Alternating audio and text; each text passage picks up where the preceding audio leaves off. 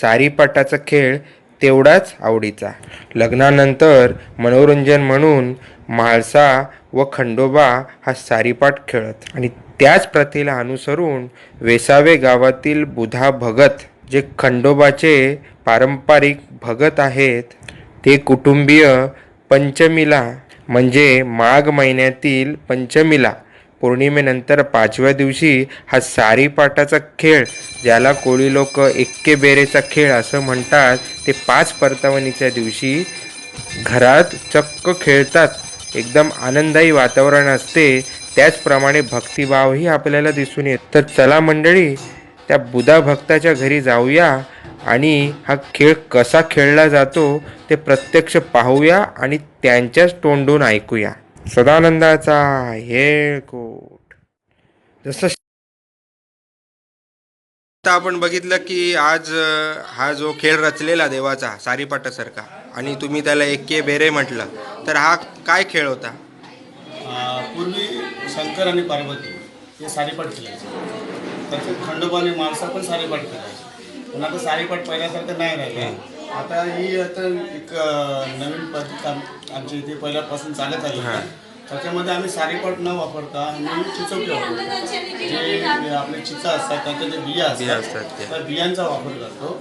आणि त्या बिया एक मुठभर माणसाच्या ओटीमध्ये टाकायच्या असतात, मुठभर देवाच्या ओटीमध्ये टाकायच्या असतात. दोघेही आपल्या मुठीमध्ये त्या चिचोके घेऊन आपल्या जमिनीवर ठेवतात आणि एकी किंवा बेकी असे विचारतात. सारीपाटचं हे करायचं त्याच्यामध्ये आता मी नारदाची भूमिका केली. म्हणजे सोंगट्या हलवायचं काम नारद करायचं.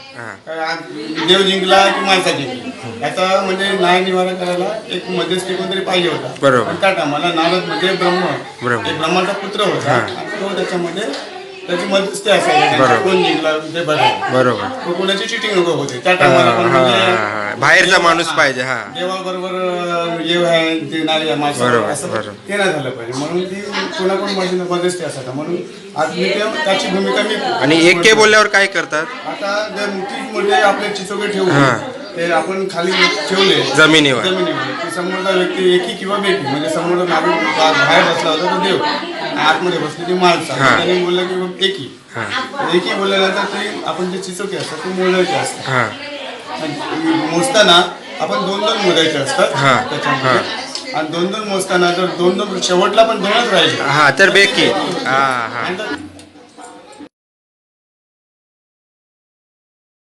सरदारा तुझे खंदीचे शेले पाणी लोलती, तुझे खंदीचे शेले पाणी लोलती. त्या शेल्याला चंदनाचा परिमळ वरमोतियाचा झणकार, वरमोतियाचा झणकार. ये पिसनेल नेल जेजुरिया घराला तय बांधिल्या उच्या उपऱ्या मारी, तय बांधिल्या उच्या उपऱ्या मारी. या पिसनेल जावे या गावानु ते पिस परनील परनील बुधाचे या भक्तांनी सदानंदाचा. गाण्याचा अर्थ काय आहे या? म्हणजे आता हे गाणं झालं बसते ते समजा त्या माणसाचं पीस नेतात पण त्या जजुरान परनीत ना ते आमच्या मंडळीने समजा हे केलं कबूल केलं. पीस म्हणजे ती नवरी. ते आजचे दिवस म्हणजे करतात पंचमीला म्हणजे पौर्णिमा खपूनशी 5वे दिवस 5 परतावण. 5 परतावण. आणि हो खेळ खेळलं त्यानं काय होते? एक्के बे ते म्हणजे काय होतं?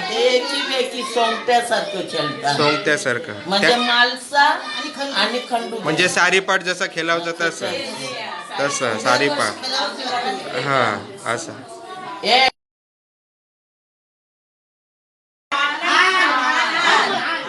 दांडे करा, शिंबाई करा, मालवणी करा, आणि वरसवली करा, मर करा. हाय आपले पव्या मरची. आणि बीज कोण आहे पनवेल करा.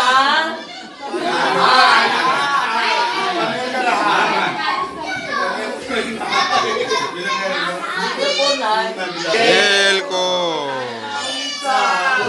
तुमचे पोव्यान जवरे लोकांन ज्या ज्या गावचे त्यांची नावं घेवायची म्हणजे देवाला सांगावचा कंच्या कंच्या गावच्या कोलीवाऱ्यांच्या आमच्याकडे पनवेलची आहे, मालवणीची आहे, दांड्याची आहे, वरसवलेची आहे असं.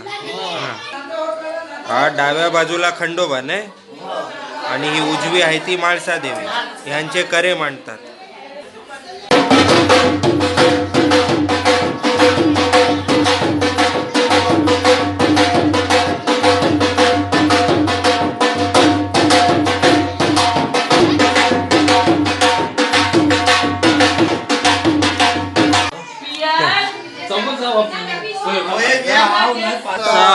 एलको उदय महादेव एलको माते की जय जय एलको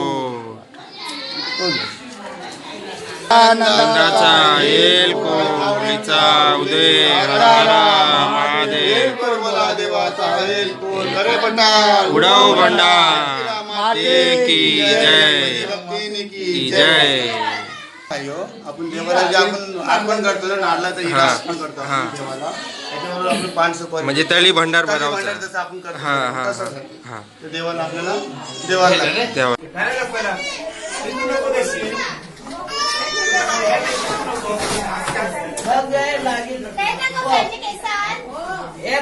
तिचे केसांत टाक हे वाजव त्याला हे ते टाक ते आपलं टाक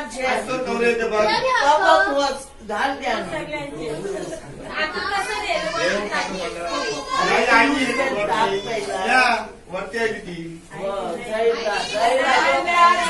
हे